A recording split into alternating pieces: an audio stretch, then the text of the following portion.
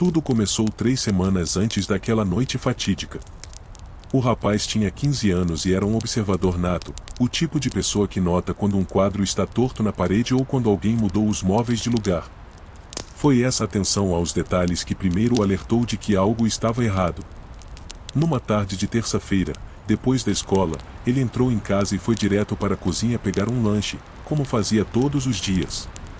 Abriu o armário onde sua mãe guardava os biscoitos e cereais e parou. O pacote de biscoitos recheados estava diferente. Não muito diferente, mas o suficiente para ele notar. Estava dobrado de uma forma que sua mãe nunca deixaria, meio amassado nas bordas. E havia menos biscoitos do que ele se lembrava de ter visto pela manhã. Balançou a cabeça, pensando que estava sendo paranoico. Talvez sua mãe tivesse comido alguns durante o dia. Talvez ele estivesse lembrando errado. Pegou o que queria e foi para o quarto fazer a lição de casa, esquecendo o incidente quase imediatamente. Mas então aconteceu de novo. E de novo. Pequenas coisas, quase imperceptíveis. Uma cadeira na sala que ele tinha certeza que estava em outra posição. A porta do banheiro que ele sempre deixava fechada estava entreaberta. Um copo na pia que ninguém da família parecia ter usado. Seu pai trabalhava em período integral num escritório de contabilidade, muitas vezes chegando em casa depois das 7 da noite, exausto e distraído. Sua mãe era enfermeira e trabalhava em turnos irregulares, às vezes saindo antes do amanhecer e voltando apenas no final da tarde. Muitas vezes o rapaz ficava sozinho em casa por horas após a escola. Foi durante uma dessas tardes solitárias, cerca de 2 semanas antes da descoberta, que ele ouviu pela primeira vez. Estava deitado na cama, lendo um livro para a aula de literatura, quando ouviu um rangido vindo de cima. Não era o tipo de rangido que casas antigas fazem naturalmente com as mudanças de temperatura. Era diferente. Mais deliberado. Como se alguém tivesse dado um passo e parado, esperando. Ele congelou, o livro esquecido em suas mãos, e escutou. Nada. Apenas o silêncio pesado da casa vazia. Ou pelo menos, ele pensava que estava vazia. Esperou 5 minutos inteiros, mal respirando, mas o som não se repetiu. Tentou se convencer de que eram só os canos ou a estrutura da casa se ajustando. Mas algo dentro dele, algum instinto primitivo, sabia que não era isso. Nos dias seguintes, os sons continuaram. Sempre quando ele estava sozinho. Sempre vindos de cima. Passos leves, quase imperceptíveis. O arrastar de algo pesado. Uma vez, ele teve certeza de que ouviu um espirro abafado, mas tão baixo que podia ter sido sua imaginação. Começou a prestar mais atenção à comida na despensa e na geladeira. Pão que desaparecia mais rápido do que deveria. Leite que acabava em dias quando ninguém tinha bebido muito. Frutas que sumiam. Ele não contou aos pais. Não sabia como explicar suas suspeitas sem parecer ridículo. Ei mãe, pai, acho que tem alguém vivendo no nosso sótão. Soava absurdo até dentro de sua própria cabeça. Eles já tinham muito estresse com o trabalho. Seu pai andava especialmente tenso nas últimas semanas por causa de uma auditoria no escritório. Sua mãe estava fazendo horas extras no hospital. Ele não queria adicionar preocupações desnecessárias baseadas apenas em sons estranhos e biscoitos desaparecidos. Mas a sensação de estar sendo observado crescia a cada dia. Era irracional, mas persistente. Quando estava no quarto, sentia uma presença acima dele. Quando atravessava o corredor, olhava instintivamente para cima, para o alçapão do sótão, esperando meio que vê-lo aberto, esperando ver olhos nas sombras. Nunca viu nada. O alçapão estava sempre fechado, a escada sempre retraída. Halloween chegou numa sexta-feira daquele ano, e a casa estava agitada com preparativos. Sua mãe tinha decorado a varanda com teias falsas e abóboras esculpidas. Havia uma tigela enorme de doces perto da porta. Crianças começaram a aparecer ao anoitecer, fantasiadas de super-heróis, princesas, monstros e personagens de filmes. A porta da frente abria e fechava constantemente. Seu pai estava de bom humor, distribuindo doces e fazendo piadas com as crianças menores. Sua mãe tirava fotos. Era uma das poucas noites do ano em que a família toda parecia relaxada e feliz ao mesmo tempo. Na confusão, ninguém notou. Ninguém percebeu que durante um dos momentos mais agitados, quando havia 5 ou 6 grupos de crianças na varanda ao mesmo tempo, alguém havia entrado pela porta da frente. Não pela varanda, mas pela porta dos fundos que dava para a cozinha, que tinha sido deixada destrancada para facilitar as idas e vindas. Um homem, magro e vestindo roupas surradas, havia simplesmente caminhado para dentro como se pertencesse ao lugar. Mais tarde, a polícia explicaria que isso era comum em casos de fogging. Os invasores escolhem momentos de distração, quando há muita atividade, quando portas estão abertas, quando as defesas normais da família estão baixas. Festas, mudanças, reformas, qualquer situação caótica serve. Eles entram, encontram um lugar para se esconder e esperam. Alguns permanecem apenas algumas horas. Outros, dias. Em casos raros e perturbadores, semanas ou até meses. O homem encontrou o alçapão no corredor do segundo andar sem dificuldade. Puxou a corda, baixou a escada dobrável e subiu, desaparecendo na escuridão acima. Retraiu a escada atrás de si. E então, simplesmente ficou quieto, esperando a casa se acalmar. Lá embaixo, a família continuou com sua noite. Quando os últimos doces foram distribuídos por volta das 10 da noite, trancaram a porta da frente, mas esqueceram a dos fundos. Assistiram televisão na sala por mais 1 hora. O rapaz ficou no quarto navegando no celular. Por volta das 11h30, todos começaram a se preparar para dormir. Luzes se apagaram uma por uma. A casa mergulhou no silêncio. Foi por volta de 00:30 quando o rapaz ouviu os passos descendo a escada. Desta vez não eram sutis. Desta vez eram claros, distintos, impossíveis de ignorar. Ele havia acabado de apagar a luz e estava deitado no escuro, aquele estágio entre acordado e dormindo, quando ouviu passos no corredor. Lentos. Cuidadosos. Mas definitivamente passos. Seu coração disparou imediatamente. Ficou completamente imóvel sob os cobertores, os olhos arregalados na escuridão, cada músculo tenso. Os passos continuaram, passando pela porta do seu quarto, indo em direção às escadas que levavam ao primeiro andar. Ele ouviu o rangido de cada degrau conforme alguém descia. Alguém que não era sua mãe. Não era seu pai. Ele conhecia o som dos passos de cada membro da família, o peso particular de cada um, o ritmo. Isto era diferente. Ficou deitado ali por longos minutos, debatendo consigo mesmo. Parte dele queria puxar os cobertores sobre a cabeça e fingir que não estava ouvindo nada. Parte dele sabia que precisava fazer alguma coisa. Finalmente, com o coração batendo tão forte que parecia que toda a casa deveria conseguir ouvir, ele saiu da cama. Suas pernas tremiam enquanto caminhava até a porta. Girou a maçaneta lentamente, infinitamente devagar, tentando não fazer nenhum som. Abriu a porta apenas uma fresta e espiou. O corredor estava escuro, mas havia luz vindo das escadas. Luz da cozinha. Alguém tinha acendido a luz da cozinha. Ele podia ouvir sons agora. Alguém abrindo e fechando armários. A geladeira sendo aberta. O som inconfundível de alguém se servindo de comida na casa dele. Seu primeiro instinto foi gritar, acordar os pais imediatamente. Mas algo o impediu. Medo, talvez. A consciência de que se havia realmente um intruso na casa, fazer barulho poderia ser perigoso. Precisava pensar. Precisava ter certeza. Precisava ver. Saiu para o corredor em passos silenciosos, descalço, quase sem respirar. Moveu-se ao longo da parede, mantendo-se nas sombras. Chegou ao topo das escadas e olhou para baixo. Dali podia ver parte da cozinha. Podia ver uma sombra se movendo. Uma silhueta humana, definitivamente real, definitivamente não sua imaginação. Foi quando sua coragem falhou. Não podia descer. Não podia confrontar quem quer que fosse aquilo sozinho. Recuou silenciosamente, voltou para o corredor, passou por seu próprio quarto e foi até o quarto dos pais no final do corredor. A porta estava entreaberta. Entrou. Fechou a porta em silêncio e foi até seu pai. Teve que sacudi-lo várias vezes antes que ele acordasse, emergindo do sono com aquela confusão sonolenta.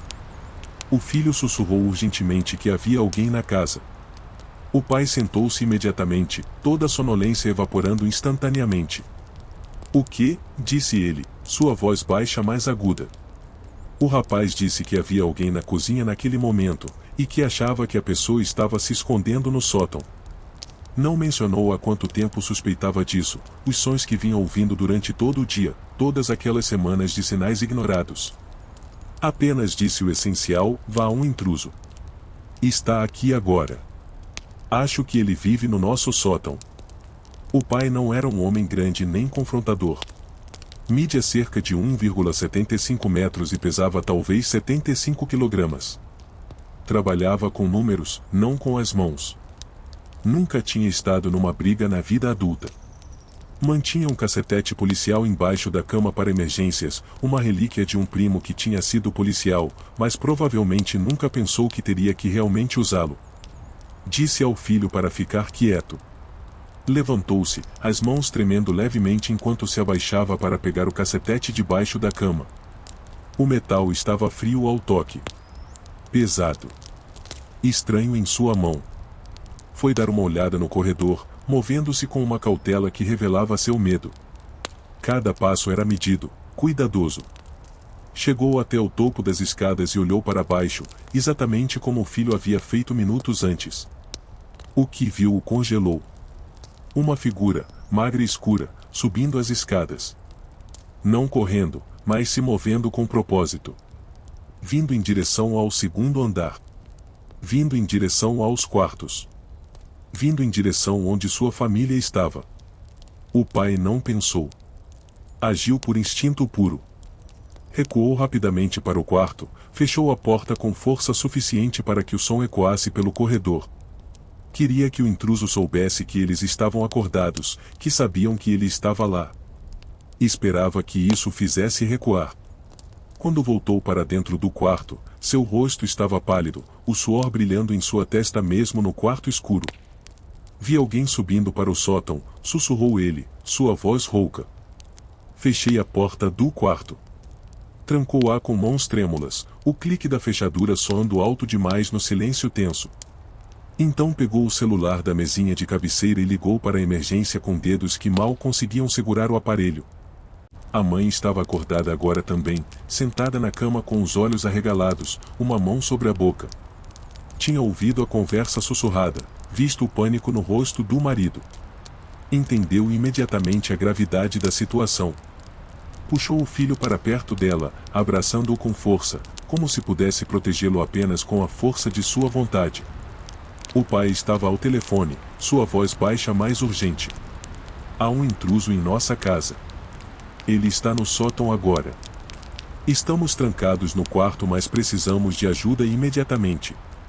Deu o endereço, respondeu às perguntas do operador com uma paciência que mal conseguia manter. Sim, eles estavam seguros por enquanto. Não sabiam se o intruso estava armado. Sim, todos os membros da família estavam juntos. Sim, a porta estava trancada. Sim, permaneceriam no quarto até a polícia chegar. Desligou e todos permaneceram o mais silenciosos possível, mal se atrevendo a respirar, escutando. O silêncio da casa tinha uma qualidade diferente agora.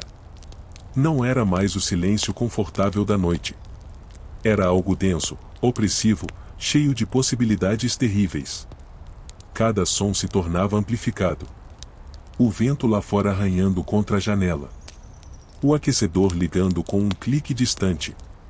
O próprio som de suas respirações parecia alto demais. De algum lugar acima deles, muito fraco, veio o som de alguém se movendo no sótão. Passos abafados pela isolação e pela madeira, mas inconfundíveis. E então, silêncio de novo. Um silêncio que de alguma forma era pior que os sons. Porque no silêncio, eles podiam apenas imaginar. Imaginar o que o intruso estava fazendo. Imaginar se ele estava planejando algo. Imaginar se ele desceria, tentaria a porta, tentaria entrar. A espera foi torturante. Cada segundo se estendia em agonia. O pai havia dito que a polícia estava a caminho, mas minutos se passavam e nada acontecia. Eles ouviram, ou imaginaram ouvir, passos cautelosos no corredor fora do quarto. Leves. Testadores. Como se alguém estivesse caminhando lentamente ao longo da parede, aproximando-se da porta. Então a maçaneta da porta se moveu. Apenas levemente, apenas uma vez. Um movimento testador, experimental. Alguém estava do outro lado, verificando se a porta estava trancada. O pai apertou o cacetete com mais força, posicionando-se entre a porta e sua família. A mãe puxou o filho ainda mais perto, ambos mal conseguindo conter pequenos sons de medo. Ninguém na cama se moveu ou fez um som. Prenderam a respiração coletivamente, esperando. A maçaneta não se moveu de novo. Mas eles podiam sentir uma presença do outro lado da porta. Não era imaginação. Era real, palpável. Alguém estava ali, a poucos centímetros de distância, separado apenas por uma fina camada de madeira e uma fechadura que de repente parecia tragicamente frágil. Segundos se transformaram em minutos. A presença permaneceu. Eles esperaram, congelados em terror. E então, finalmente, eles ouviram passos se afastando. Subindo. O rangido familiar da escada do sótão sendo puxada para baixo. O som de alguém subindo de volta para o esconderijo. Levou 15 minutos para a polícia chegar desde o momento da chamada, embora para a família trancada no quarto parecesse horas. Quando finalmente ouviram as sirenes lá fora, o alívio foi tão intenso que a mãe começou a chorar silenciosamente, lágrimas de tensão liberada descendo por seu rosto. O pai desceu para abrir a porta da frente apenas quando as sirenes pararam em frente à casa e ele pôde ver as luzes azuis e vermelhas piscando através da janela do corredor. Abriu a tranca com dedos ainda trêmulos e deixou entrar 3 oficiais, 2 homens e uma mulher, todos com mãos nas armas em seus coldres. "Onde está o intruso?", perguntou o oficial mais velho, um homem de meia idade com cabelo grisalho e uma expressão que sugeria que tinha visto de tudo. "No sótão", disse o pai, sua voz ainda instável. "O alçapão é ali, no corredor do 2º andar." Os oficiais subiram as escadas em formação, movendo-se com a confiança de profissionais treinados. O pai ficou na base das escadas, ainda segurando seu cacetete, sentindo-se ridiculamente inadequado agora que a ajuda real tinha chegado. Sua esposa e filho apareceram atrás dele, relutantes em ficarem sozinhos mesmo com a polícia ali. Lá em cima, eles podiam ouvir os oficiais conversando em voz baixa. O alçapão do sótão estava agora fechado, a escada retraída, como se ninguém tivesse estado lá. Os oficiais puxaram a corda, baixaram a escada. As lanternas se acenderam, cortando a escuridão acima. "Polícia! Há alguém aí em cima, precisa descer agora", gritou um dos oficiais, sua voz ecoando no espaço confinado. Silêncio. Nenhuma resposta. Os oficiais trocaram olhares. Então o mais velho subiu primeiro, sua lanterna varrendo o espaço escuro do sótão. Os outros 2 seguiram. Lá de baixo, a família esperou em suspense ansioso, ouvindo os passos pesados acima, as vozes abafadas, o arrastar de objetos sendo movidos. "Aqui", alguém gritou. "Temos alguém aqui." Houve um breve momento de tensão, vozes elevadas dando comandos, e então tudo se acalmou. Minutos depois, os oficiais desceram, seguidos por uma figura que fez o filho recuar instintivamente. Quando abriram o alçapão e subiram, encontraram um homem de aparência desabrigada escondido no canto mais distante do sótão, atrás de uma parede improvisada de contêineres de armazenamento velhos que a família tinha deixado lá anos atrás. Ele estava enrolado num dos cobertores da família, um cobertor de inverno que a mãe tinha certeza que estava em outro lugar.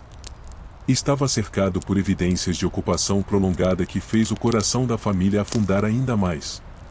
Havia um colchonete improvisado feito de roupas velhas, cuidadosamente arranjado numa área que tinha sido limpa de poeira e detritos. Embalagens vazias de comida estavam cuidadosamente empilhadas num canto, escondidas atrás de caixas velhas. biscoitos que a mãe tinha comprado na semana anterior. Uma caixa de cereais meio vazia. Latas de sopa que tinham desaparecido da despensa.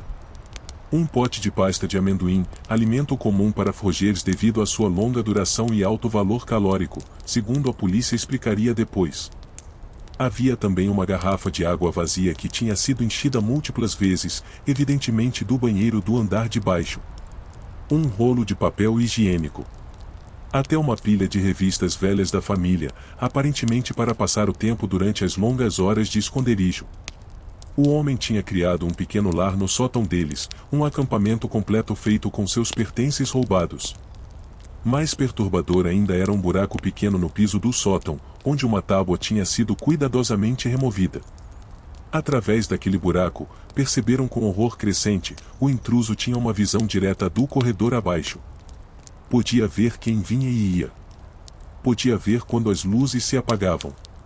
Podia observar suas rotinas, aprender seus hábitos, escolher os momentos mais seguros para descer.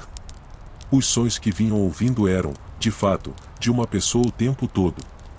Cada rangido, cada estalo, cada passo. Não eram apenas da noite anterior. Eram de dias, possivelmente semanas. Alguém vivendo acima de suas cabeças todo esse tempo, descendo quando eles estavam distraídos ou dormindo, comendo sua comida, usando seu banheiro, observando suas vidas se desenrolarem como algum espectador silencioso e invisível. O homem que eles trouxeram para baixo tinha aparência de ter vivido nas ruas por algum tempo. Estava sujo, com roupas imundas que provavelmente não eram lavadas há semanas. Seu cabelo estava emaranhado, sua barba irregular e cheia de nós. Mas seus olhos eram os piores. Não eram os olhos de alguém louco ou perigoso. Eram apenas vazios. Cansados. Derrotados. Os olhos de alguém que tinha desistido de tantas coisas que se esconder no sótão de estranhos parecia uma solução razoável. Na sala de estar, com o homem algemado e sentado num sofá entre dois oficiais, a história completa emergiu. Eles descobriram, aparentemente muito direto e honesto com a polícia. Não tentou mentir ou fazer desculpas. Simplesmente contou o que tinha acontecido com uma voz monótona, como se estivesse relatando algo que tinha acontecido com outra pessoa. Ele disse que simplesmente entrou quando viu a porta dos fundos aberta durante o dia de Halloween, no vai e vem das decorações e doces, com todas as pessoas distraídas pelas crianças fantasiadas. Seu nome era Marcos, tinha 42 anos, e estava sem casa há 6 meses depois de perder o emprego e não conseguir pagar o aluguel. Não tinha família na área, nenhum lugar para ir. Tinha passado algumas semanas num abrigo, mas os abrigos tinham regras estritas e vagas limitadas. Muitas noites dormia na rua, em becos, sob pontes, em qualquer lugar que oferecesse um pouco de proteção. Naquela noite de Halloween, enquanto perambulava pelo bairro procurando um lugar seguro para passar a noite, tinha visto a casa iluminada e festiva. Tinha visto a porta dos fundos aberta. Não tinha onde dormir. Fazia dias que não comia adequadamente. O abrigo estava cheio. Estava começando a esfriar a noite.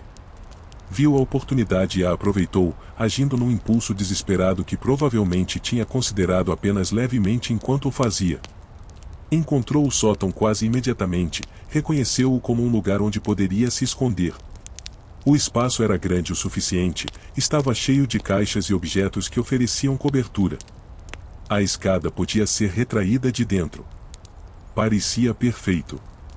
Então subiu e ficou, pretendendo ficar apenas uma noite, depois talvez 2, depois, e simplesmente continuou ficando. Cada dia que passava sem ser descoberto o encorajava a ficar mais um. Apenas mais um dia com um teto sobre a cabeça. Apenas mais uma noite sem sentir frio. Ele disse que descia principalmente de madrugada, entre 2 e 4 da manhã, quando tinha certeza que todos estavam dormindo. Pegava a comida que achava que não seria perdida imediatamente, coisas das profundezas dos armários, dos fundos da geladeira. Usava o banheiro rapidamente e limpava qualquer evidência. Tomou um banho apenas uma vez, e apenas porque não aguentava mais o próprio cheiro. Durante o dia, ficava completamente quieto no sótão. Mal se movia. Lia as velhas revistas, dormia, esperava. Observava através da abertura no piso, aprendendo os padrões da família. O filho chegando da escola às 3:30. O pai chegando do trabalho por volta das 7. A mãe com seus turnos irregulares. Aprendeu a antecipar os movimentos deles, a saber quando era seguro descer. Pretendia ir embora antes de ser descoberto, ele disse. Apenas precisava de alguns dias. Apenas o suficiente para juntar alguma energia, comer o suficiente para ter força, talvez pegar alguma roupa limpa das caixas de doação que tinha visto no sótão. Então iria embora silenciosamente como tinha entrado, e a família nunca saberia. Mas então veio aquela noite, quando estava descendo para pegar comida, e ouviu o filho saindo do quarto. Entrou em pânico, subiu as escadas muito rápido, fez muito barulho. Soube que tinha sido descoberto. A polícia perguntou à família se queriam apresentar queixa. Tecnicamente, tinha havido invasão de domicílio, roubo de comida e pertences, violação de privacidade. O homem poderia ser preso e processado. Provavelmente seria preso de qualquer forma pelo menos por uma noite, até que tudo fosse processado. Os pais trocaram olhares. A mãe, com sua experiência no hospital, tinha visto muitas pessoas em situações desesperadoras. O pai, apesar de seu terror inicial, via agora apenas um homem quebrado e cansado que tinha feito uma escolha desesperada. Balançaram a cabeça. Não apresentaram queixa. O oficial mais velho assentiu, como se tivesse esperado essa resposta. Vamos levá-lo para um abrigo, disse ele. Há um que aceita pessoas mesmo no meio da noite. Vamos garantir que ele chegue lá e tenha uma cama esta noite. Marcos não disse nada, mas algo em seus olhos mudou. Um lampejo de algo, talvez alívio, talvez gratidão, antes de voltar aquele olhar vazio e distante. Os policiais saíram com Marcos, suas sirenes silenciosas desta vez para não perturbar mais os vizinhos do que já tinham sido perturbados. A família ficou na sala de estar, olhando uns para os outros no silêncio que se seguiu. Nos dias seguintes, mudaram as fechaduras. Instalaram um sistema de segurança com alarme na porta da frente e de trás. O pai comprou um cadeado para o alçapão do sótão. Começaram a verificar toda a casa todas as noites antes de dormir, um ritual novo de segurança que se tornou obrigatório. Mas essas medidas físicas não podiam realmente consertar o que tinha sido quebrado. A situação toda permaneceu muito perturbadora para a família, especialmente nos meses que se seguiram. A ideia de que alguém tinha vivido acima deles, observando, esperando, usando suas coisas, violando seu espaço mais íntimo de formas que eles nunca saberiam completamente. O rapaz se perguntava constantemente como as coisas teriam se desenrolado se ele ou o pai tivessem confrontado o homem em vez da polícia. Pensa sobre aquele momento quando ouviu os primeiros passos pela primeira vez, semanas antes, como poderia ter subido sozinho para investigar. O que teria encontrado? Como Marcos teria reagido a ser descoberto por um adolescente desarmado em vez de policiais treinados? Casos de Froggen podem envolver intrusos que, quando confrontados, reagem de formas imprevisíveis, tornando essas situações potencialmente perigosas. Ele tinha lido histórias online depois, histórias que o faziam agradecer silenciosamente por ter acordado seu pai em vez de agir sozinho. Mas era a mãe quem parecia mais afetada a longo prazo. Ela era enfermeira, treinada para ajudar pessoas, para mostrar compaixão mesmo em circunstâncias difíceis. E ela sentia uma mistura complexa de emoções quando pensava em Marcos. Raiva pela invasão, medo pelo que poderia ter acontecido, mas também uma tristeza profunda por alguém estar tão desesperado que viver escondido no sótão de estranhos parecia sua melhor opção. Ela começou a se voluntariar num abrigo para sem-teto nos fins de semana. Nunca viu Marcos lá, e parte dela se perguntava constantemente o que tinha acontecido com ele, se ele estava bem, se tinha encontrado um lugar melhor para ficar. Não falava muito sobre isso com a família, mas eles entendiam. Era a maneira dela de processar o trauma, de transformar algo terrível em algo potencialmente útil. O pai se tornou mais vigilante, mais cauteloso. Verificava todas as portas 2 vezes. Instalou luzes com sensores de movimento ao redor da casa. criou o hábito de fazer uma ronda completa pela casa antes de dormir, verificando cada cômodo, cada fechadura, o alçapão do sótão. Era uma necessidade, um ritual que o fazia sentir que tinha algum controle sobre sua segurança. Mas o filho nunca mais conseguiu entrar naquele sótão sem sentir aquela presença, sem imaginar olhos observando das sombras, sem se perguntar quantas vezes o homem tinha estado ali em cima enquanto ele estava no quarto logo abaixo, separados apenas por alguns centímetros de madeira e isolamento. Quantas vezes Marcos tinha observado pela abertura no piso, vendo suas vidas se desenrolarem abaixo dele como algum tipo de filme silencioso. Quantas vezes tinha esperado o momento certo para descer e pegar comida, contando os minutos até ter certeza que todos estavam dormindo. Quantas noites tinha passado deitado naquele colchonete improvisado, ouvindo as conversas da família através do piso, as risadas durante o jantar, as discussões ocasionais, os sons íntimos de uma família vivendo sua vida sem saber que tinham um espectador. A violação não era apenas do espaço físico, mas de algo mais profundo, mais primitivo. Era a ilusão de segurança em seu próprio lar, aquela crença fundamental de que quando você fecha a porta e tranca as janelas, você está seguro, protegido, sozinho com apenas aqueles que você escolheu ter por perto. Marcos tinha despedaçado essa ilusão completamente. 3 meses se passaram desde aquela noite. O inverno tinha chegado, trazendo neve e temperaturas congelantes. A casa estava decorada para o Natal, tentativas da família de recuperar algum senso de normalidade e celebração. Mas havia uma tensão subjacente que nunca realmente desapareceu. O filho estava no último ano do ensino médio agora, lidando com aplicações para faculdades e todas as pressões que vinham com isso. Mais frequentemente se pegava distraído durante as aulas, pensando naquela noite. Seus amigos notavam que ele estava mais quieto ultimamente, mais introspectivo.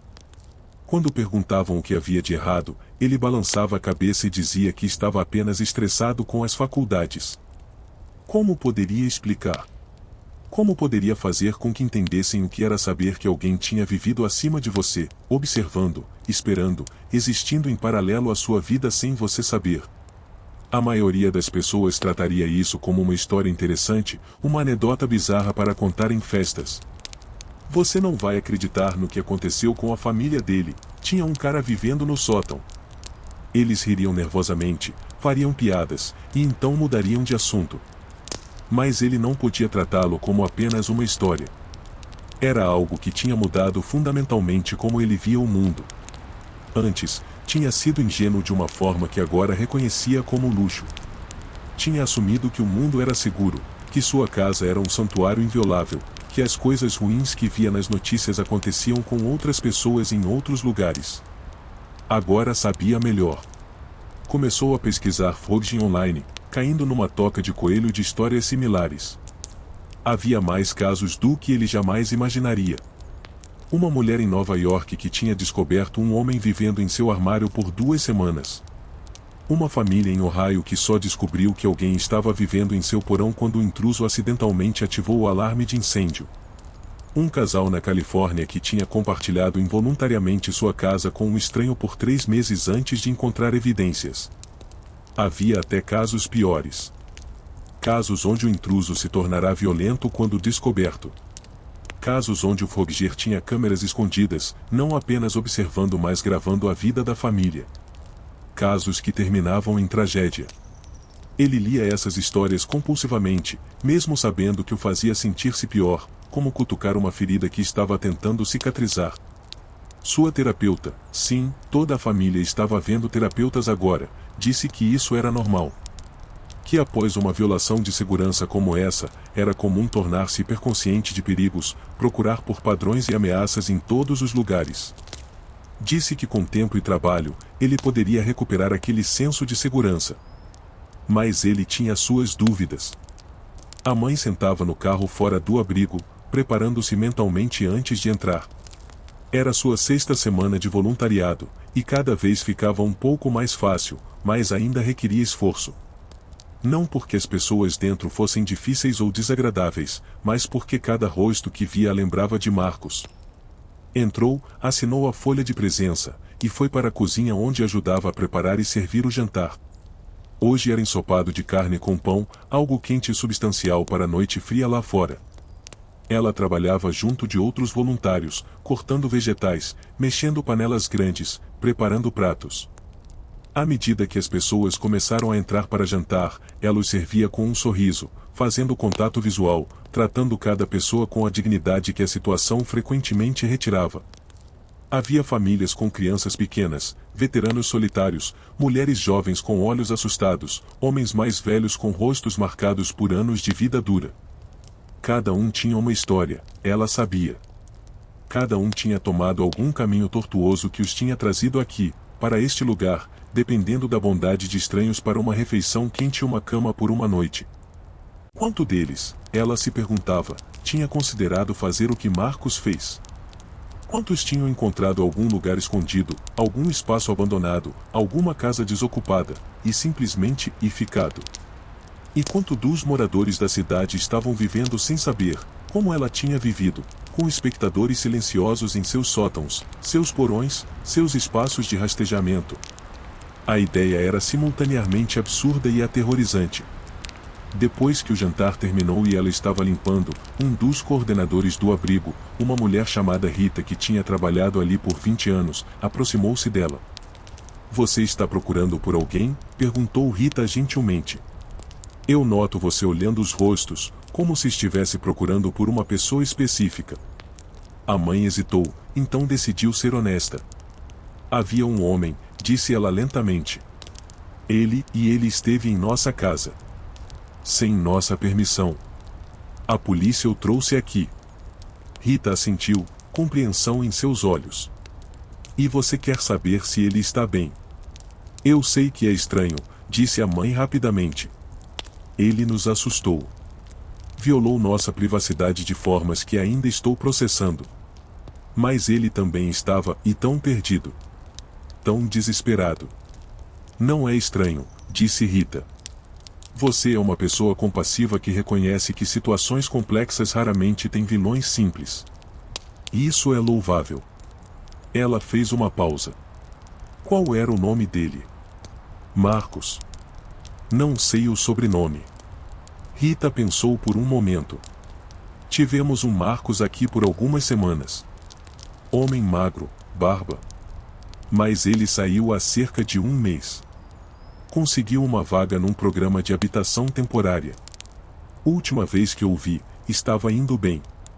Um peso que a mãe nem sabia que estava carregando levantou de seus ombros. "Obrigada", disse ela, e significava isso. O pai estava em seu escritório no trabalho, mas sua mente estava em casa. Especificamente, estava no aplicativo de seu telefone que estava conectado ao sistema de segurança que ele tinha instalado. Ele podia ver todas as câmeras, porta da frente, porta de trás, o corredor do segundo andar, até uma que ele tinha instalado apontando para o alçapão do sótão. Verificava o aplicativo constantemente. Durante reuniões, durante o almoço, até durante conversas com colegas. Apenas uma olhada rápida para ter certeza que tudo estava normal. Que nenhuma porta estava aberta. Que não havia movimento onde não deveria haver. Seus colegas tinham notado. Um deles, Jeff, que tinha se tornado um amigo próximo ao longo dos anos, tinha puxado assunto sobre isso na semana anterior. "Ei, cara, você está bem?" Jeff tinha perguntado. "Você parece tenso ultimamente." Sempre no telefone. O pai tinha considerado não dizer nada, mas a preocupação no rosto de Jeff era genuína. Então contou uma versão resumida: alguém tinha entrado em casa, tinha ficado lá sem eles saberem, tinha sido uma situação assustadora. Agora ele apenas estava sendo cuidadoso. Jeff tinha ficado chocado, apropriadamente horrorizado, e então disse algo que tinha ficado com ele: "Cara, isso é traumático." "Você está conversando com alguém sobre isso?" "Tipo, profissionalmente?" Ele era, é claro. Sessões semanais com um terapeuta especializado em trauma. Mas ainda se pegava verificando as câmeras, verificando as fechaduras, fazendo suas rondas noturnas. A terapeuta dizia que isso era um sintoma de hipervigilância, um efeito colateral comum de trauma. Que com o tempo, ele poderia reduzir esses comportamentos. que ele poderia voltar a sentir-se seguro eventualmente. Mas parte dele não queria voltar a sentir-se seguro. Porque sentir-se seguro tinha significado estar vulnerável. Sentir-se seguro tinha significado não notar quando um estranho estava vivendo literalmente acima de suas cabeças.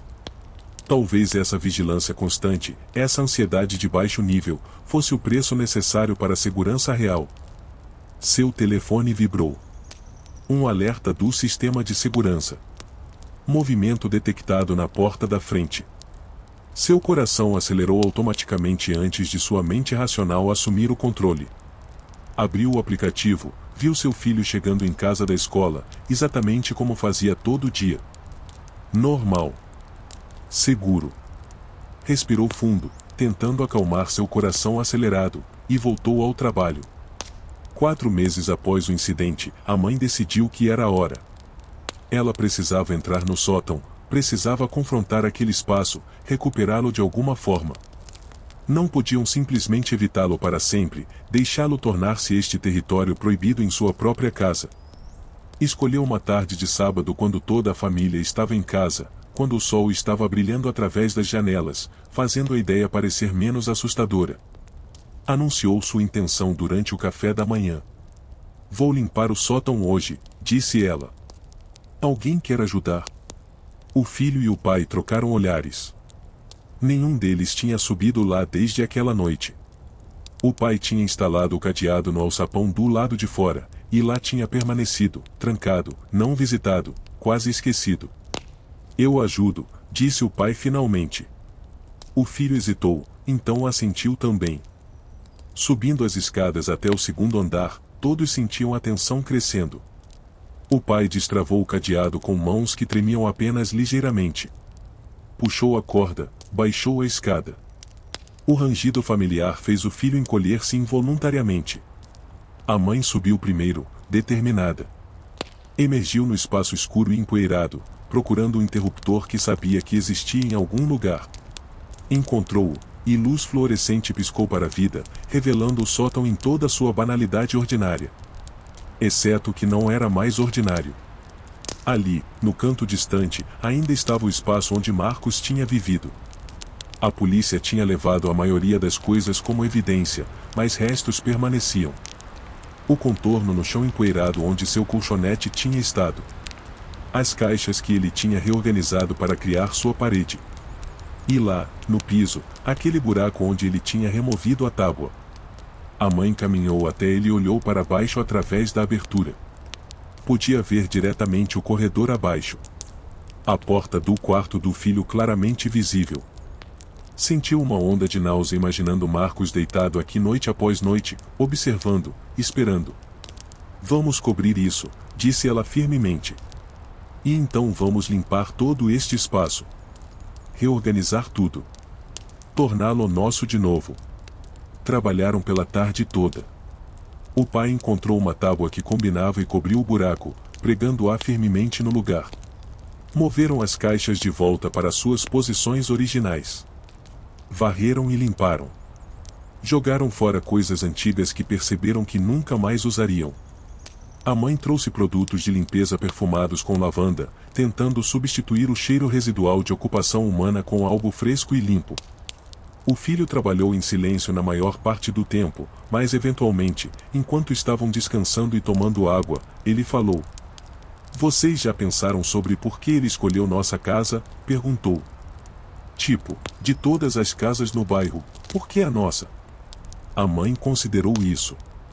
Acho que era apenas oportunidade, disse ela. A porta estava aberta. A ocasião estava certa. Duvido que fosse pessoal. Mas ainda parece pessoal, disse o filho calmamente. Ele ficou aqui. Em nosso espaço. Observando nossas vidas. Como isso não pode ser pessoal? Nenhum deles tinha uma boa resposta para isso. A primavera chegou, trazendo flores e dias mais longos. A casa parecia diferente na luz da primavera, mais brilhante, menos opressiva. A família tinha caído numa nova rotina, uma que incorporava suas medidas de segurança mas também permitia algum retorno à normalidade. O sistema de alarme estava sempre ativado. as portas sempre trancadas. Mas eles tinham parado de verificar o sótão toda semana. O pai ainda olhava as câmeras de segurança, mas menos compulsivamente. A mãe continuava seu trabalho voluntário no abrigo, encontrando significado nisso. O filho tinha sido aceito em várias faculdades e estava animado com o futuro pela primeira vez em meses. Eles ainda falavam sobre isso ocasionalmente, geralmente tarde da noite quando não conseguiam dormir, processando juntos o que tinha acontecido. A terapeuta da família disse que isso era saudável, que não enterrar o trauma mas sim integrá-lo em suas narrativas de vida era importante. Uma noite, durante o jantar, o pai levantou seu copo de água. Um brinde, disse ele. Para sobreviver a algo que nunca esperamos enfrentar. E para o lembrar que somos mais fortes do que pensávamos. Eles bateram seus copos, um pequeno ritual de resiliência. Muito mais tarde, quando o filho estava na faculdade e olhava para trás sobre aquele período, ele percebeu algo. O incidente com Marcos não tinha apenas sido sobre um estranho em seu sótão. Tinha sido sobre confrontar a fragilidade de segurança, a ilusão de controle que todos mantemos para funcionar no dia a dia. Tinha aprendido que coisas ruins podem acontecer não apenas lá fora mas dentro dos muros que você acredita que te protegem. Que pessoas desesperadas fazem coisas desesperadas. Que o mundo é simultaneamente mais perigoso e mais complicado do que ele tinha entendido quando criança. Mas ele também tinha aprendido sobre resiliência. Sobre como sua família tinha se unido, se apoiado, trabalhado juntos para processar e curar. Sobre compaixão, vendo sua mãe transformar trauma em serviço. Sobre vigilância sem paranoia, vendo seu pai encontrar equilíbrio entre segurança e vida. E estranhamente, ele tinha desenvolvido uma espécie de compreensão por Marcos. Não desculpando o que ele fez, mas reconhecendo a humanidade disso. Marcos não era um monstro de filme de terror. Era apenas um homem que tinha caído através das rachaduras da sociedade e feito uma escolha terrível nascida de desespero. Às vezes ele se perguntava onde Marcos estava agora. Se o programa de habitação tinha funcionado. Se ele tinha conseguido voltar aos trilhos. Se ele alguma vez pensava sobre a família cujo sótão ele tinha ocupado, se carregava qualquer remorso ou apenas alívio por ter sobrevivido mais algumas semanas. Provavelmente nunca saberia. E talvez isso fosse ok. O importante era que eles tinham sobrevivido. Tinham sido mudados, certamente, mas não quebrados. A casa ainda era deles. O sótão estava vazio exceto por seus próprios pertences. As portas eram trancadas não por medo paralisante mas por precaução sensata.